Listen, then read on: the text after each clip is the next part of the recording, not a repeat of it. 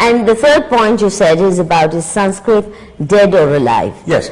Now, why is he so desperate to prove or state that it's dead language? Because once it's dead, then it means that it's people like him who are scholars who can get to study it.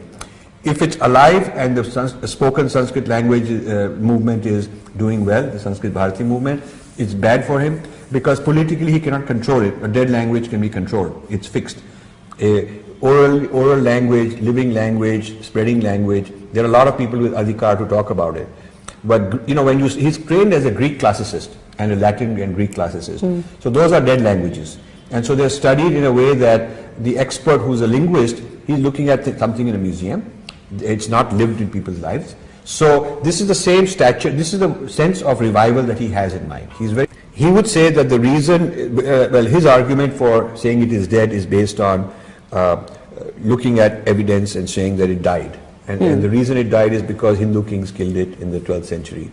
Muslims in fact tried to save it, is what he would say. I know, that seemed the most ridiculous of all. When I read your book, I found that the hardest to stomach. Yeah, and that Muslims tried to save it. Yeah, and he's given from random examples where king was bad person, and maybe, there are hundreds of kings, thousands of kings, you cannot take a few examples and do that.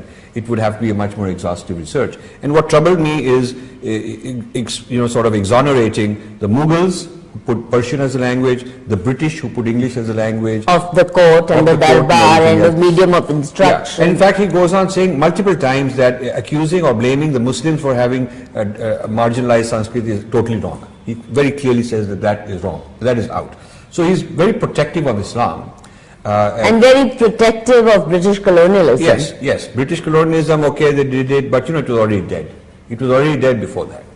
So this idea... Not really. In some parts of India, South India in particular, yes, I don't think Sanskrit died the way it did in North. Actually, the Sanskrit Commission has produced a big bibliography of hundreds of texts produced in Sanskrit, many Shastras, many Kavyas, all through the last 1,000 years.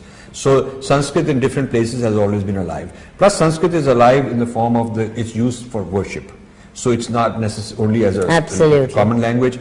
It's used in yagna, it's used in puja, it's used in meditation, you get a mantra, and the way it lives through the vernaculars. Because vernaculars could be seen as a popular form or an adaptation largely derived out of Sanskrit. So Sanskrit lives in many ways. And that is my rebuttal to this. But what surprised me is his disdain of all Indian attempts to revive it, to give new life to it. Right. It's as though he feels it's an insult. Yeah. But at the same time, they are setting up Sanskrit departments in American universities and setting up all these translation projects. Yeah. So what does it mean? So is he implying that only Americans should have the right to do it? He wants, the center of this project of revival Sanskrit has to be under his adhikar, people like him. And then they will outsource work, sometimes coolie work. Like the Clay series. Yeah, the coolie work to Indians. But ultimately, the editor-in-chief decides who gets to translate, on what basis, what standards they get to translate.